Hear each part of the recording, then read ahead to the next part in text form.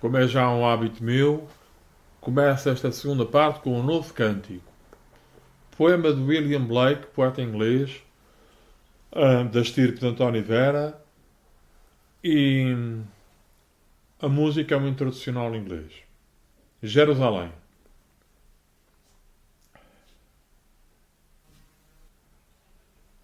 And did those feet in ancient time walk upon England's mountain green?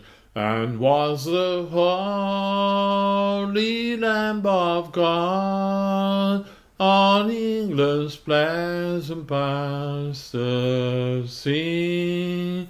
And did the countenance divine shine forth upon that cloudy hill?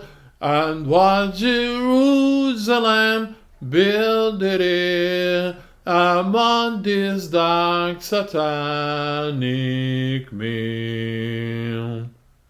Bring me my bowl of burning gold, bring me my arrows of design, bring me my spear of clouds and fire, bring me my chariot of fire. I will not cease from mental fight, nor shall my son slip in my hand, till we have built Jerusalem in England's green and pleasant land.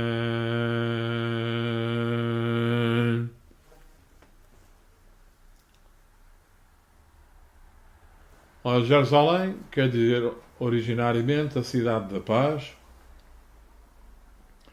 mas é triste verificar que na história dos países, na história das nações, principalmente na Europa, havia pessoas que se reclamavam da palavra de Cristo, mas cortavam literalmente a cabeça a quem não acreditava nessa mesma palavra. Ora, isso é contra toda e qualquer religião e não apenas a cristã. O século XXI, no dizer de Malraux, ou será um século religioso, ou então não será. Mas religião, ligação, nanja e jamais destruição e assassinato. Urge que a palavra seja feitora de novas comunidades, onde a comunicação essencial seja a poesia. O que quer dizer, por exemplo, a palavra trovador? Trovador cum tropare, do latim, ou seja, é aquele que fala segundo os tropos. O que são os tropos? São figuras de estilo. São figuras de estilo, são as metáforas, as metonímias, as personificações, etc. O fugir ao rame-rame, o fugir ao ordinário, o fugir ao vulgar, é entrar no domínio dos tropos, das figuras de estilo. Aquele que fala segundo os tropos é tropar e, portanto, é trovador. Trovar quer dizer também cantar. Portanto, a utopia do António Manuel Couto de Viana de que os poetas sentados à mesma mesa eram como os soldados do rei Artur, em busca do Santo Graal, não é? Cavaleiros em busca do Santo Graal. O que é o Santo Graal para um poeta do século XXI ou do século XX? O Santo Graal não é nada que divide aos homens. O Santo Graal não é nada pela qual vale a pena matar e assassinar. O Santo Graal é a poesia que há de salvar todos os homens. A beleza salvará todos os homens, no dizer do Dostoiévski. E a poesia por concomitância. Nós não queremos pessoas sujeitas a um credo que implique violência. A violência é virulência, ou seja, é portadora do vírus. O vírus da peçonha e o do materialismo. Os cavaleiros sentados à mesma mesa estavam a lutar afinal por um grande ideal. Primeiro, o pão partilhado por toda a gente. Ou seja, o pão para todo e qualquer membro da espécie humana. Seja ele amarelo ou negro, ou monhé, ou hindu, ou maometano, ou grego, ou romeno, etc. No dizer de São Paulo, do apóstolo São Paulo, já não há na palavra de Cristo, no Evangelho, já não há judeu nem grego, nem escravo, nem senhor. Somos todos um. Somos todos uma unidade. Unidade e comunidade. Portanto, sem exceção de pessoas. O estrangeiro é bem-vindo, o negro é bem-vindo à criança, sobretudo a criança. E é disso que eu queria falar agora. O poeta António Vera tinha uma coisa espetacular que era inerente à sua pessoa humana, que era o seguinte: tinha um sorriso absolutamente excepcional. Porquê? Porque sorria com a simplicidade de uma criança. Era assim sempre que ele me recebia. Normalmente a partir do dia em que critiquei o livro dele, eu creio que foi o Cursivo Menor, agora já não me lembro bem do livro, mas isso é localizável segundo as tecnologias. E ele então apertou-me a mão quando viu a minha crítica e tinha um sorriso absolutamente espetacular. E então apertar a mão daquele homem foi como apertar a mão de um camarada que eu já não via há 50 anos, mas que tinha andado comigo no mesmo colégio.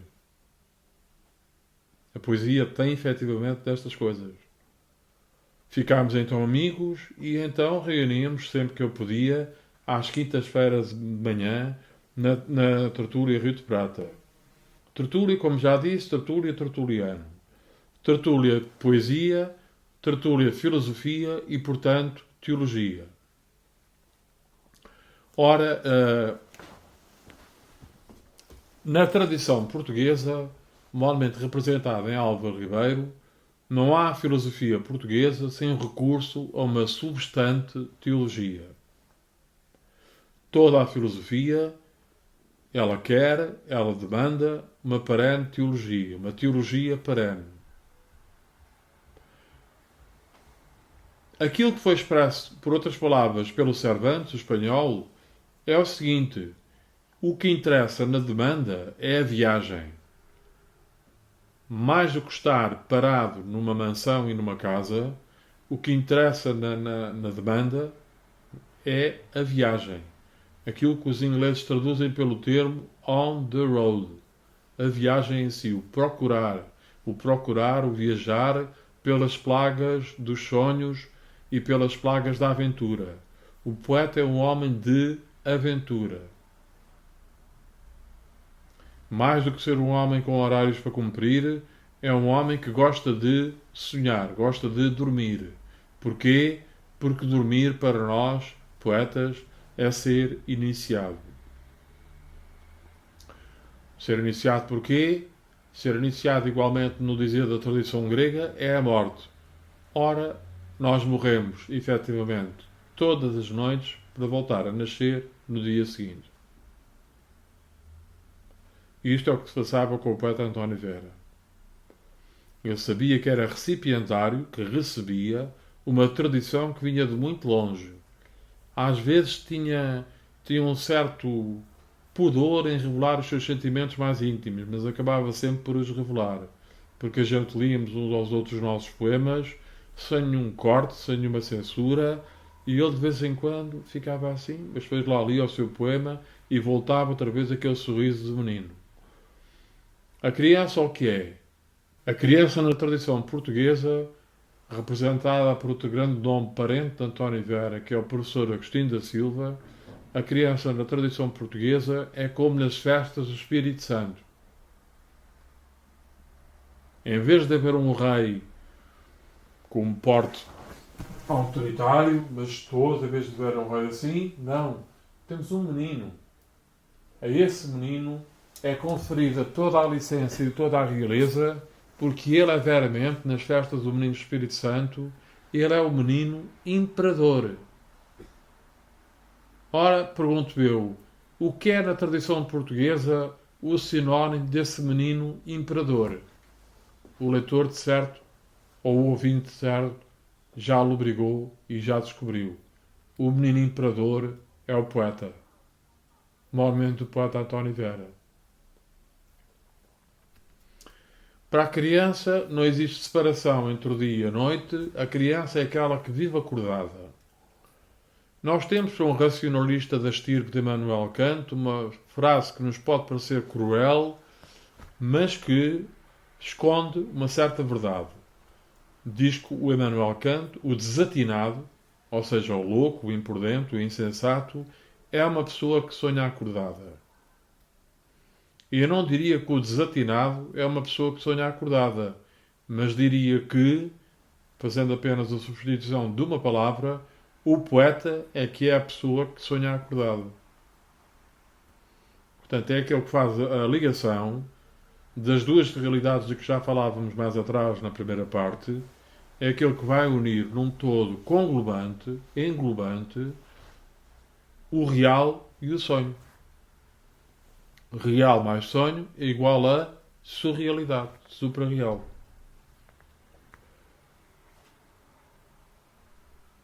O pensador diz o ser, o poeta nomeia o sagrado. Esta frase pertence ao Martin Heidegger. O pensador diz o ser, o poeta nomeia o sagrado.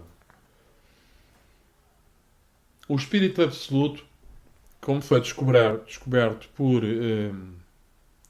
um homem da estirpe do Hegel, ou seja, as atividades mais fortes e mais férteis do espírito humano são três. São todas similares umas às outras. Todas se alimentam reciprocamente umas das outras. E são, verbo e graça, a arte, a religião e a filosofia. São estas as três atividades mais nobres de que o homem se possa orgulhar e que o homem possa praticar. Nós temos, por exemplo, a celebração da Eucaristia, quer na variante católica, quer na variante ortodoxa, quer na variante protestante, além da fração do pão, do que já falámos mais atrás, além da fração do pão, existe o jogo da vida, ou seja, o jogo oposto ao jugo. Conhece a palavra jugo, mordaça, prisão. O jogo oposto ao jugo é a arte oposta à vida cotidiana, ao mundo do ramo-ramo, ao mundo do vulgar, do ordinário, do que não é poético. Mas isto para dizer o quê? Para dizer que a criança afinal é aquela que reina. No espírito poético, a criança afinal é aquela que reina.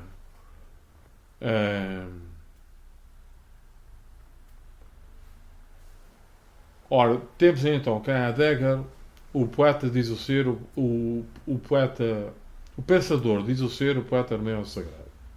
O que é que isto acontece? O que é que isto quer dizer? Só podemos conceber a poesia, a filosofia, com a seguinte imagem, com a seguinte metáfora. Vede, por exemplo, duas montanhas ao lado de uma da outra, numa imagem, numa fotografia, num bilhete postal. Duas montanhas. O que é que temos?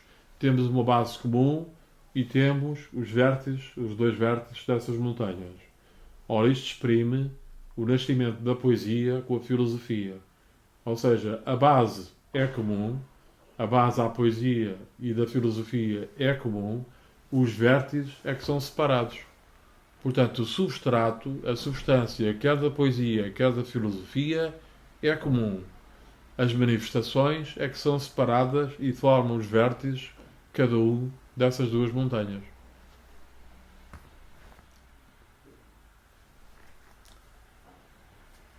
E então, o que é que se falava na tortura e Rio de Prata? nós exemplificávamos a palavra poética fazendo de cada acontecimento uma festa. É a festa à qual se referiu o António Vera no poema de há bocado. A festa das palavras, a festa da convivência nas artes liberais. Volto a dizer, artes liberais. Ao ser-me feita a pergunta se o poeta António Vera merece figurar na história da literatura portuguesa, na história da boa literatura portuguesa, eu, sem temer, sem titubear, afirmo categoricamente: merece, sim senhor. Nós temos o talento e temos o engenho. Cantando espalharei por toda a parte, se a tanto me ajudar o engenho e a arte, é o que diz o Camões. Ora, o engenho e a arte, o que é que isto quer dizer? Temos que o engenho é a faculdade do engenho. O engenho é parente do gênio. O gênio é genital. O genital é genial. Isto é o que as palavras nos dizem. O gênio, engenheiro das almas. O genial, que se porta muitas vezes na erótica como genital. O engenhoso é aquilo que nasce, que foi dado ao homem com o nascimento. Vem com os genes, digamos assim. Gene, gênio, engenho. A arte é aquilo que se aperfeiçoa com o trabalhar cotidiano, de todos os dias. E inspiração, num certo sentido, quer dizer, para António Vera, trabalhar todos os dias. Dia em que não se escreva, para mim, como para o poeta António Vera, efetivamente não é dia. É preciso todos os dias repetirmos o milagre da oração matinal, sentarmos ou de fronte de uma folha de papel ou de fronte do computador para escrever os nossos sonhos. Ora, isto reproduz aquilo que dissemos mais atrás. Tivemos o deserto, passámos pelo deserto, à noite, uma noite gélida, uma noite escura, passámos pelo deserto. A noite escura, segundo o poeta, grande poeta, São João da Cruz. Depois vivemos essa noite escura, arcámos com os sonhos e também com os pesadelos, com as feridas narcísicas, e vamos contar o que vimos nesse país estrangeiro. Eis então que nós vamos de dia, quando acordamos, vamos ao encontro da comunidade para relatar aquilo que experienciamos nesse dito deserto.